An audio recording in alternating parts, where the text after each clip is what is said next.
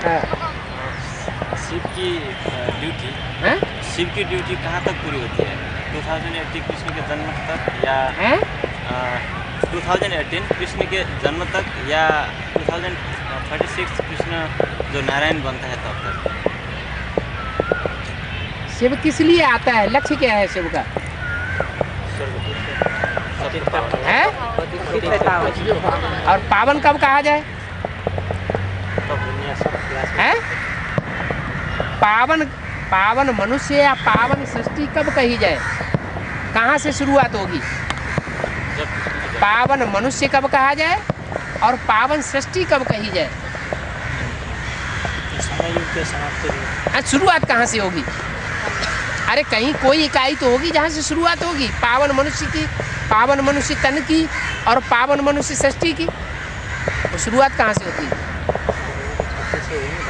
2018 से शुरू होगा जो पहला। हाँ, जो नारायण बनेगा, नर से नारायण, वो अपने शरीर के 5 तत्वों को भी पावन बनाएगा और बुद्धि को भी पावन बनाएगा। बुद्धि को पावन बनाने के लिए शिव आकर के ज्ञान सुनाता है। जो ज्ञान है वो, उससे ज्ञान से क्या पावन बनता है?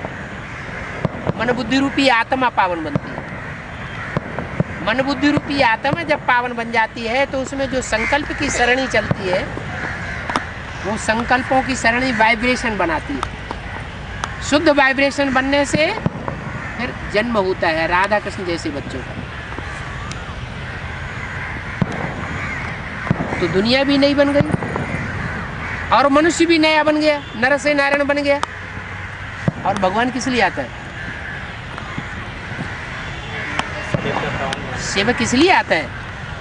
जिस तन में आता है वो दुनिया का सबसे बड़े से बड़ा कामी कांटा, उन कामी कांटे को आकर के सबसे बड़े से बड़ा किंग फ्लावर बना देता है। वो नर से नारायण बन गया और जो नर से नारायण बना उसने रचना भी पैदा कर दी। कौन? कृष्ण बच्चा। तो नई दुनिया बन गई ना। पुरानी दुनिया के बीच, नरक की दुनिया के बीच स्वर्ग का वर्षा देता हूँ। तो वर्षा तो दे दिया, फिर शिव का क्या काम? 500 करोड़ को वर्षा देके जाएगा क्या? तो उनकी ड्यूटी कब तक है? वही कृष्ण, वही तक। बाप ने बाप समान बना दिया,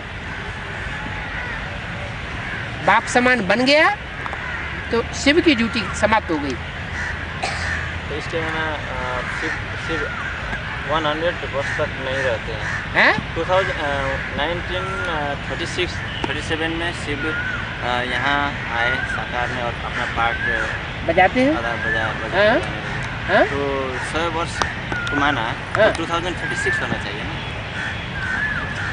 ये कहा है इस सृष्टि पर सदा कायम कोई चीज होती नहीं है। सदा कायम तो एक शिव बाबा ही है। तो शिव बाबा सन 36 में होगा या नहीं होगा?